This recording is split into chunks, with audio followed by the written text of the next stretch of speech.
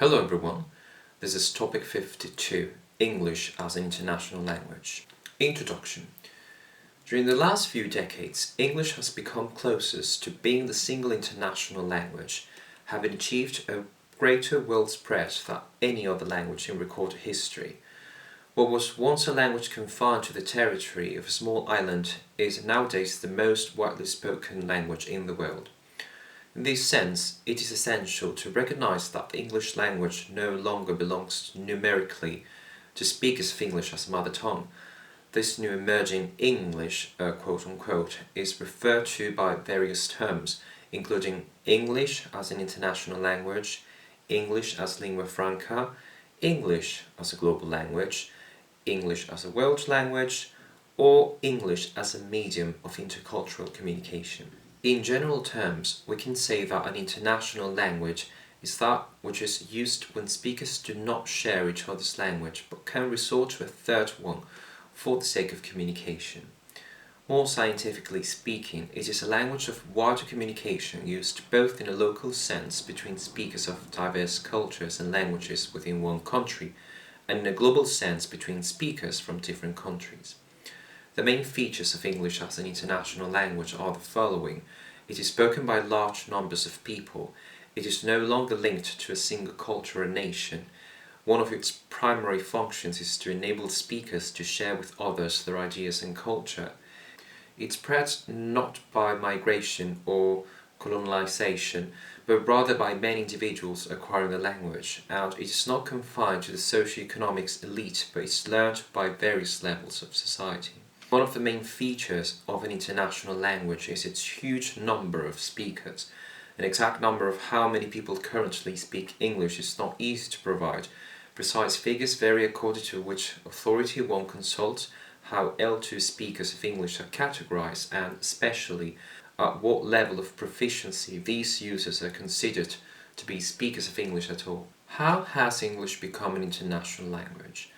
The initial spread of English took place during the 19th and 20th centuries due to the British and American colonialism, the migration of English speakers to other areas, and the fact that Britain became the world's leading industrial and trading nation. By the end of the 19th century, the United States overtook Britain as the fastest growing economy. The 20th century brought with it the era of international relations, communication, information, and transport. Moreover, English was established as the language of air traffic and scientific studies. It also started to be the language of international business and of the media world. The following aspects can also attest and help to explain the current spread and macro-acquisition of English. First of all, English is the main language of satellite broadcasting, home computers, and video games. Moreover, 99% of the pop groups work entirely or predominantly in English. Number two, most of the scientific, technological, and academic information in the world is expressed in English. Most journals of repute published in other languages have had to resort to English in order to secure an international audience. Third, approximately 85% of international organizations make official use of English. In the context of the European Union, for example, English is the most commonly used link, quote-unquote, language for interpreters and translators. Number four, the United States controls 85% of the world's film market, and 80% of the films shown in Western Europe are imported from either Britain or the USA. Number five, 80% of the world's electronically stored information is in English. Moreover, around 68% of the total sites on the internet are in English. And last but not least, more books are published in English than in any other language. For these and other reasons which might become easily outdated, in many cultures the ability to speak English is perceived as conferring higher status on the speaker, since in a way it opens up a world of possibilities for those who speak it. The other side to English being an international language. However, not everything is positive in this worldwide extension of the English language. First of all, linguistic imperialism, a threat to existing languages. By placing one language in the position of a lingua franca, one might give it an unjustified dominance over all other languages. In other words, English is competing with all the local and national languages which might eventually disappear. Also, the relationship between language and cultural identity. As an international is no longer linked to a single culture, English could become a culture-free language. And last but not least, social inequalities. People who can't afford schooling or attend substandard programs may be unable to learn English well enough to obtain jobs and to participate in decision-making systems that use English. Regional variation, national standards in English. The English spoken in the different parts of the world is by no means the same. Regional or geographical variation has been referred to by means of the term dialect, although other neutral terms such as variety are preferred. Geographical dispersion is in fact the classic basis for linguistic variation, and in the course of time, with poor communications and relative remoteness, such dispersion results in dialects becoming so distinct that we regard them as different languages. Nevertheless, this stage has not been reached with the dialects of English that have resulted from the regional separation of communities within the British Isles and elsewhere in the world. British and American English. American and British English are arguably the two main varieties of English, especially because of the number of distinctive usages and the degree to which these distinctions are institutionalized and codified in reference works, grammars and dictionaries.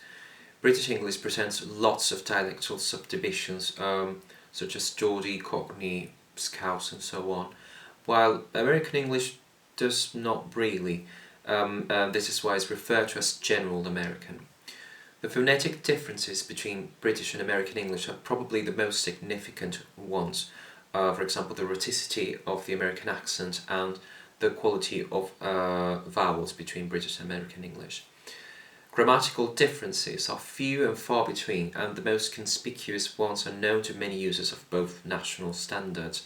For example, the American English uses the simple past in informal style in context where the British English would favour the present perfect. Also, British English tends to use the construction with should, where the Americans use the subjunctive, and the fact that American English has two participles for the verb to get, while the British English only has one. Lexical examples are far more numerous, but many of these are familiar to users of both standards. The opposite also happens. For example, British and American English sometimes share a word, but their meanings are different. It is important to note that recent innovations in either area tend to spread rapidly to the other. Mass communication neutralizes differences. The pop music culture in general uses a mid-Atlantic dialect that levels differences, even in pronunciation. As far as the spelling is concerned, in English there's basically a single spelling and punctuation system with two minor subsystems which present distinctive forms in only a small number of words, including the O-U-R, O-R, British and American respectively, and so on and so forth. Scottish, Irish and Canadian English. Scottish English presents few differences in grammar and vocabulary, and its spelling is identical with British English. Scottish words such as loch, lassie, we are familiar to British speakers as well. Irish English is also considered as a national standard by educational and broadcasting services. The proximity of Great Britain and the pervasive influence of American English mean, however, that there is little room for the assertion and development of a separate grammar and vocabulary. Canadian English is in a similar position in relation to American English, which exerts an enormous influence on it. Still, in many respects, Canadian English prefers British over United States practice. In many other respects, it has approximated American English, and in the absence of strong institutionalizing forces, it would continue in this direction. However, it is important to note that Canadian English still shows certain spelling, pronunciation and vocabulary variation with respect to British and American English, since both varieties are accounted for. South African, Australian and New Zealand English. New Zealand, Australian and South African English are in a very different position since they stay remote from the direct daily impact of British and American English. South African English is virtually identical with British English in spelling and grammar. However, the influence of Afrikaans has given rise to considerable differences in vocabulary. Because of the remoteness from Britain or America, few of these words have spread, with the exception of trek, maybe. New Zealand English is more like British English than any other non-European variety, although it has adopted quite a number of words from the indigenous Maoris and over the past half century has come under the powerful influence of Australia and to a considerable extent to the United States. Australian English is the dominant form of English in the area known colloquially as Down Under, due to its increased wealth, population and influence in world affairs. This national standard is exerting an influence in the Northern Hemisphere, particularly in Britain. Much of what is distinctive in Australian English is confined to familiar use. However, there are many lexical items that are to be regarded as fully standard.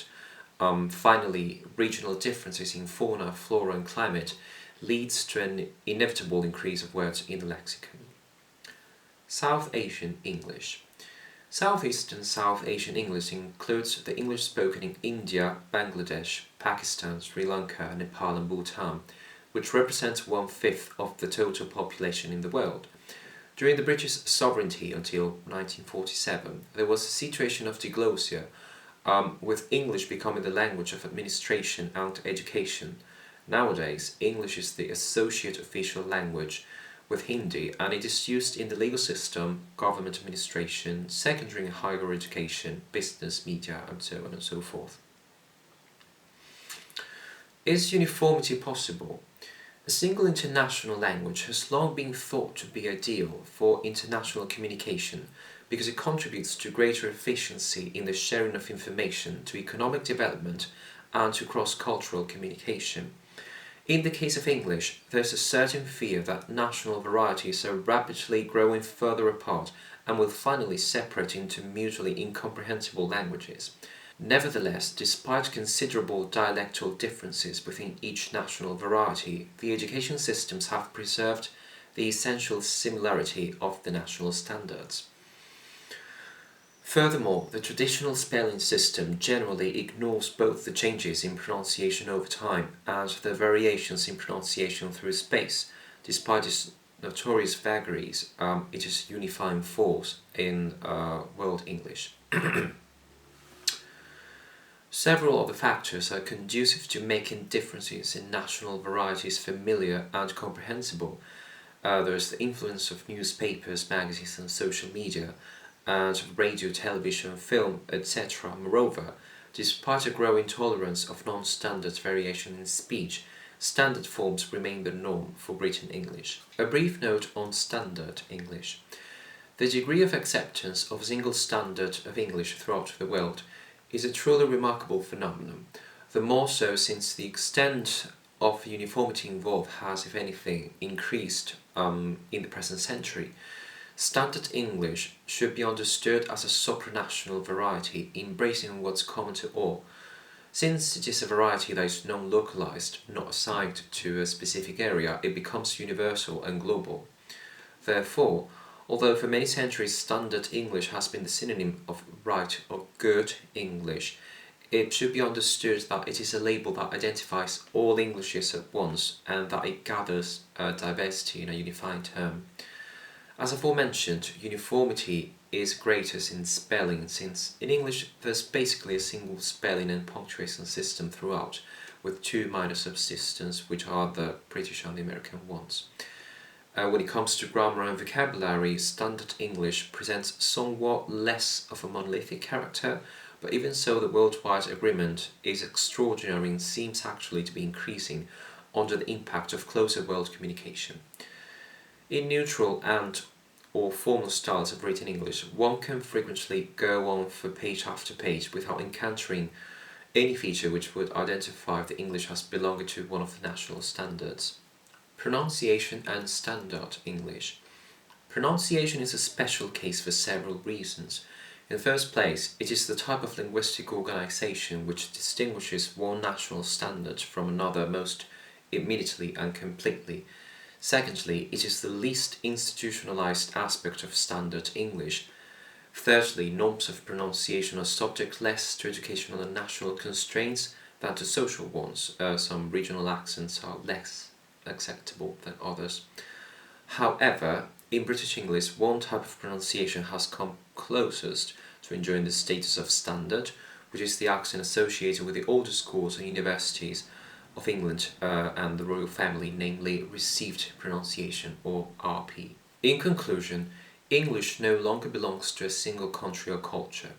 Indeed, English is the official language in more than 60 countries. Apart from that, the number of non-native speakers of English now far outstrips that of native speakers. As language teachers, the status of English as an international language should have implications in the classroom. Students need to be presented with different varieties of English, rather than restricting ourselves to British and American varieties, which has traditionally been the norm in Europe. At official language schools, students are exposed to more than one variety of English throughout the learning process, including British, American, Scottish, Irish and Australian English among others. Besides national standards, students should also be presented with non-native varieties of English, since there's a strong likelihood that they will be engaged in interactions with L2 speakers. As aforementioned, it's been proven that 80% of the interactions in second language acquisition do not involve any native speaker. Therefore, we should prepare students for this kind of variety if we want them to be successful. As for the model chosen by students, they are most likely to choose between British and American English. In this case, the key word should be consistency. Whether they opt for one option or another, they should always try to stick to the same one. Thank you so much for watching. Feel free to check out the other topics, like, comment, subscribe, whatever, and I'll see you in the next one.